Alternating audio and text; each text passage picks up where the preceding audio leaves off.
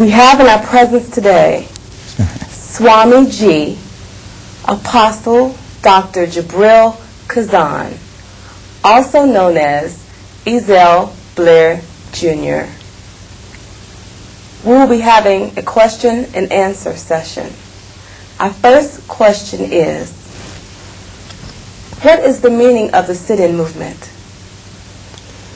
The sit-in movement is rooted in English language, but also rooted in ancient languages such as Sanskrit. The word sit, S-I-T, if you take the I out, is rooted in the Sanskrit word for sat, S-A-T, which means truth. You see, in languages, if we remove the vowels, we get just the consonants. So we can have sat, seat, suit, sought, A, E, I, O, U. But the basic root of the word is still there, S-T. Sit in movement is rooted in the word Sat Chit Ananda, S-A-T dash C-H-I-T dash Ananda, A-N-A-N-A-N-A-N-D-A, Ananda. Sat means truth. Chit means existence in the here and now. And Ananda means the bliss forever. And so, for those who are on the path toward enlightenment, we want to sit in the truth. We want to enjoy our existence here in the physical body. And we want to have bliss in this life and in the hereafter. That's the real origin of the sit-in movement. But in our modern times, in 1960, when it was done at Woolworth Lunch Counter by 3 of my companions and myself, it became known as a sit-in movement, I believe, by the press. We originally called it a sit-down movement to get equal rights in all places of public accommodations in America. The sit-in movement. What is the significance of the sit-in movement to Americans, and what is its place in history? The sit-in movement significance to Americans is that it was not the first movement of its kind initiated by people in America, other places, but it was the first movement of its type initiated by Americans of African, Eurasian, American descent, meaning people of African descent, crossbreeding with Caucasian people.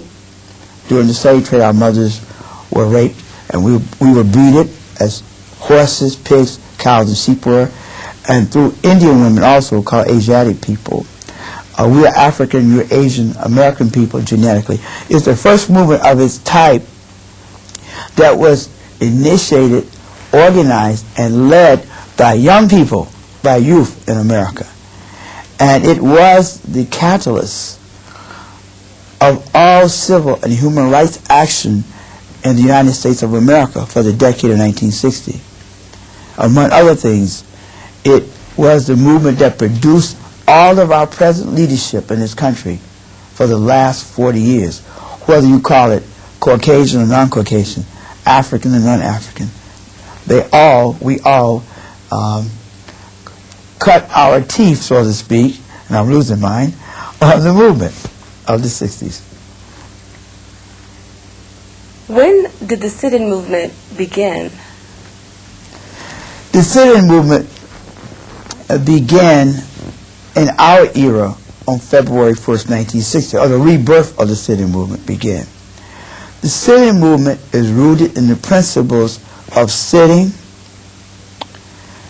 meditating, concentrating, and seeking the path of enlightenment. So wherever you are, where people are sitting, and we're sitting on our gluteus maximus, our butt muscles, so to speak, whether they be in America, China, North Pole, South Pole, Africa, Asia, wherever people are sitting, they're part of the sitting movement, you see. What is the significance of February 1st in history? February 1 has many meanings and significances, But February 1 is called National Freedom Day.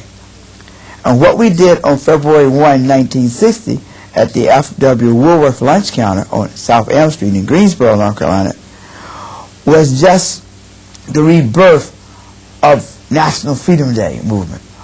Unknown to us, we did not know it, that day in history was National Freedom Day. I learned of that later, as I was a teacher of history and political science at the Opportunities Industrialization Centers in Boston, which were established by the Reverend Dr. Leon Sullivan. I discovered in my research in history that Wednesday, February 1, 1865, was the day that President Abraham Lincoln declared that it should be known forever as National Freedom Day. He did this to honor Congress's approval of the 13th Amendment to the Constitution of the United States, which ended all legal slavery and bondage servitude in the United States of America and its territories on Tuesday, January 31st, 1865.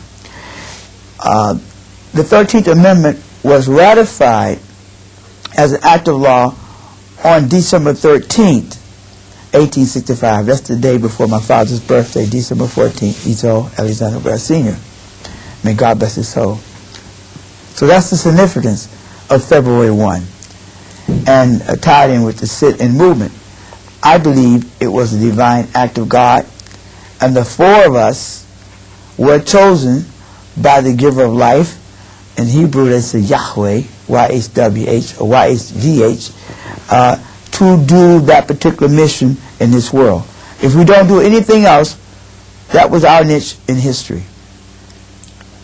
Who and what influenced you and your friends, Dr. Joseph McNeil, David Richmond, and Franklin McCain, to initiate the sit-in movement?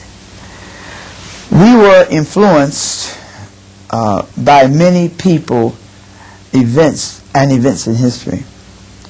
Personally, I was influenced by my mother, Mrs. Corrine Williams Blair, and my father, Ezell Alexander Blair Sr., both graduates of North Carolina A&T State University in Greensboro, to always speak up for rights, equal rights, not only for myself but for other persons, and to become active to maintain equal rights for all Americans, even though we were denied these rights because we were people of African, Eurasian descent, so-called Negroes or colored people at that time.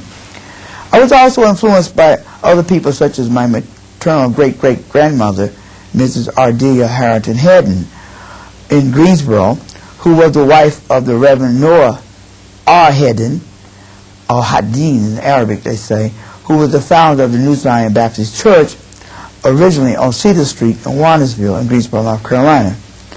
So I had other people such as my teachers, people such as members of the NAACP at that time, Dr. Simpkins, George Simpkins, my minister, the Reverend J.T. Harrison, and his son later on, the Reverend Otis Harrison, Dr. William Hampton, who was the doctor that delivered me, and thousands of other children in Greensboro who later on became the first city councilman of color, in fact, the first mayor pro tem. And in fact, he had more votes than the Caucasian mayor had at that time. And they asked him, would he please not push the issue? And so Dr. Hampton did not. And when the mayor left town at that time, in the 50s, Dr. Hampton became mayor for a day.